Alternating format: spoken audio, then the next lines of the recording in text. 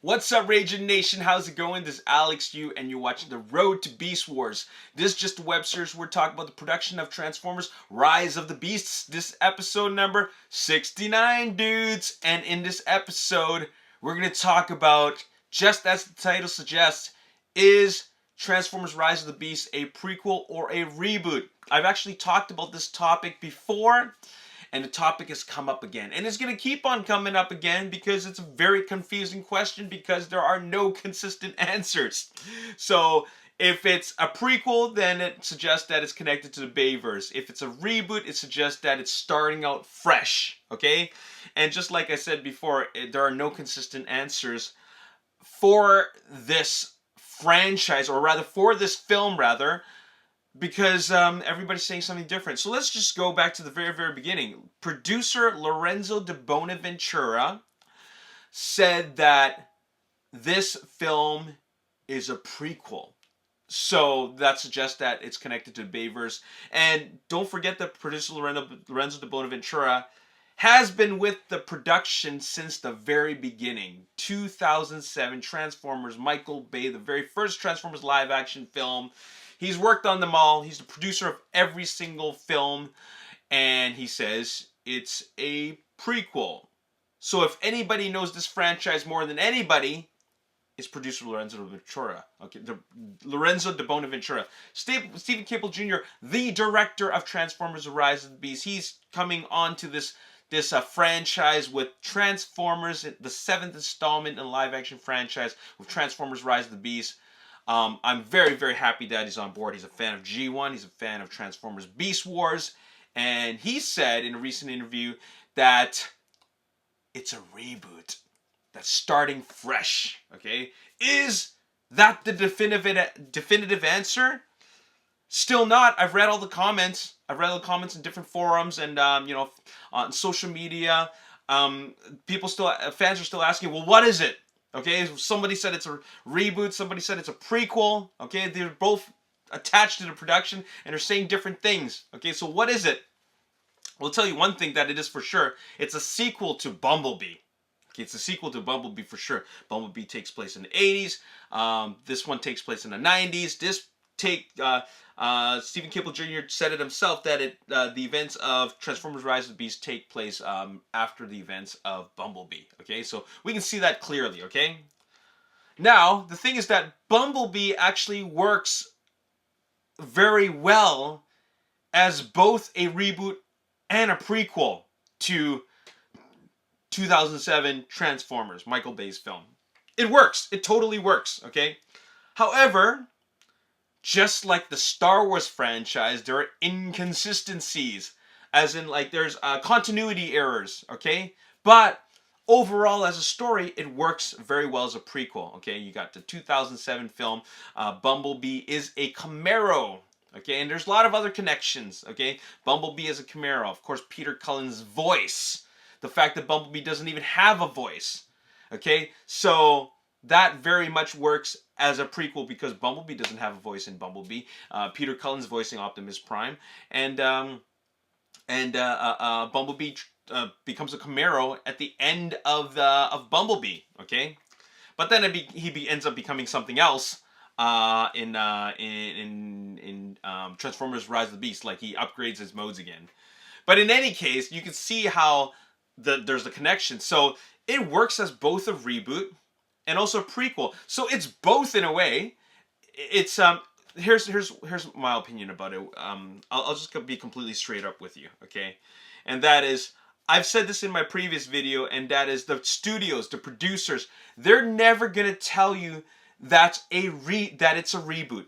Okay, the producers, as in the ones that are fully invested in this film, the ones that actually put money into this, the studios, executive producers, they will never tell you that it's a reboot. Unless Transformers Rise of the Beast is a huge success, only then will they tell you after the first weekend, when it's become a global success, that it's a reboot.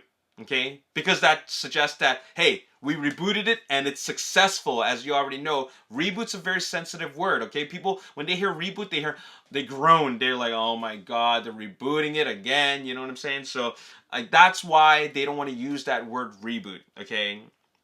Now, so they say that it's a prequel. It's connected, so you know there are consistencies, right? Stephen Cable Jr. is coming on fresh on board this franchise. He's gonna say it's a reboot because this is his baby. This is his thing. It doesn't have to have a connection to the Bayverse, although there will be some of the DNA, as Rolando de Bonaventura has been quoted. It'll have the DNA of the Bayverse films. Okay, and we can see that from the design choices, the fact that Michael Bay is a producer in it. Okay, so I always believe that his fingerprints will always be there. Michael Bay's fingerprints will always be on every future Transformers live action film because he basically pioneered the franchise. He left a mark as to what Transformers live action films are supposed to be like. He set the standard for them all, so they're always going to follow the standard, but they're going to change things up a bit. It's just kind of like the Bad Boys films, okay? Bad Boys 1 and 2 directed by Michael Bay, and then the Bad Boys 3, Bad Boys for Life, was directed by the two other directors.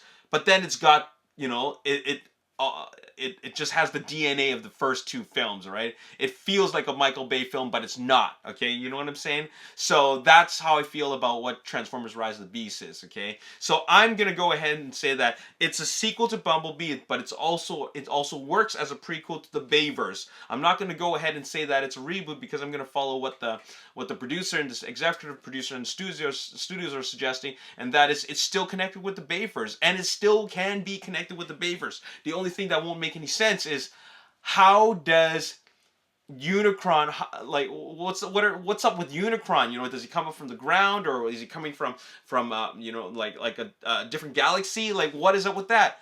In my opinion, who cares? You know, whether it's a reboot or a prequel, it doesn't even matter. Okay, I don't know why people are so worked out about it. Like it's so weird to the point where I think that people actually are suggesting that it'll affect their enjoyment of the film because it's one or the other. Who cares? I'm just happy about the fact that they're giving us what could potentially be the greatest Transformers film in this franchise that's been spanning over like 16 years now, okay? So, or it's 17 years, 2007, it's like 2023 now. This franchise has spanned like for 16, 17 years now, and this could potentially be the best one yet, okay? In my opinion, Bumblebee is the best one, but this one, it looks like they're getting a lot of that it's going to be like Bumblebee. You're going to have the greatness and the story of Bumblebee, but you're going to have an epic sci-fi action adventure film that's going to be like huge with Transformers action, or Transformers style action, right? So, and a Transformers elements from G1 and Beast Wars, so that in itself is going to please all the fans, and that's all we should ask for. Who cares if it's a reboot? Who cares if it's a prequel? It doesn't even matter. I'm just going to go flat out and say it, that my definitive answer, if it even matters, is that it is connected to the Bayverse. And I'm just going to say that, you know what, that whole Unicron thing at the end of Transformers Last Night, that was an afterthought. That scene didn't even have to be there, okay? These horns sticking out of the ground, you know, let's just say you take out the horn sticking out of the ground out of the movie Transformers Last Night, which is a bad movie, by the way. If it sticks out of the ground, if you take all these horns sticking out of the ground in Transformers Last Night, it's still the same movie. Think about it. Rewatch Transformers Last Night and then skip those scenes where you see any of those Unicron's horns sticking out of the ground. It's the same freaking movie. Okay, so I'm just saying Unicron was a total afterthought. They decided to throw that in because they really wanted to excite the fans, but they didn't have a plan for Transformers 6, okay? They really didn't. They wanted to see if Transformers 6 was successful, or Transformers Last Night was successful, then they would have gone with Transformers 6. As you can see, Transformers Last Night wasn't successful, and now they're going to, so it doesn't even matter. They're going to retcon that, and then you're going to see how this one does, which I think is going to be very, very successful. And then this is what Unicron's supposed to be like. It's kind of like what Transformers Dark Fate did for Terminator Dark Fate did for the Terminator series, and what X-Men Days of Future Past did for the X-Men series. You know what I'm saying? They're gonna. I feel like this film is the retcon film that's gonna put Transformers back in the right direction. Okay. This is the way Transformers should be, okay? So is it a prequel? Hell yes, it's a prequel because it works as a prequel. It totally works as a prequel, okay? And if you want to still think of it as a reboot just because Stephen Cable Jr. said so, then that's awesome. You know, whatever works for you, okay? Because it still works as a reboot. If you've never seen as any of the Michael Bay, the last 5 Transformers films directed by Michael Bay, then it doesn't even matter. If you started off with Bumblebee, if your only exposure to Transformers in live action is first starting with Bumblebee, following up with Transformers Rise of the Beast, it works. You don't even have to watch the Bayverse films, okay? But if you did watch the Bayverse films, it still works as a prequel, okay? Let's just watch the movie and let's decide later on, okay? You can even come back to this video and comment later, or you can make your own video and talk about, hey, you know what? Let's make a statement here. It turns out it is a reboot after all, okay? So whatever. Let's just watch the movie and see how it goes, okay? Anyways, that's all I wanted to say. I just wanted to share with you my thoughts and opinions about how I feel about this whole reboots prequel thingy. Look, Transformers Rise of the Beast was a this is my answer right now, okay? Rise of the Beast was a sequel to Bumblebee. Bumblebee was a prequel to the 2007 film. It's a prequel, okay? It still works. It's the same universe as the Bayverse, okay? Look at the designs. Peter Cullen's voice. You know, the fact that this takes place before everything else. You know, what about all the inconsistencies or continuity areas? Whatever, okay? It doesn't even really matter. It's not even that important. The fact is that these work like standalone films, okay? These can work as standalone films. It's just another Autobot adventure, okay? But this one's going to lead into something bigger because, as far as I know, Unicron is got a plan, like a Thanos-style plan. Obviously, you know, Unicron is not going to be... Unicron's going to be teased, okay? You know, it's not... I mean, any Transformers fan will know that they're not going to use a 2-hour film to bring up Unicron only to have him be destroyed, okay? You could do it in an animated film. We're not doing the animated film. We're doing it in live action. Therefore, it needs to be... His presence needs to be a lot more epic, and it needs to span over several films, okay?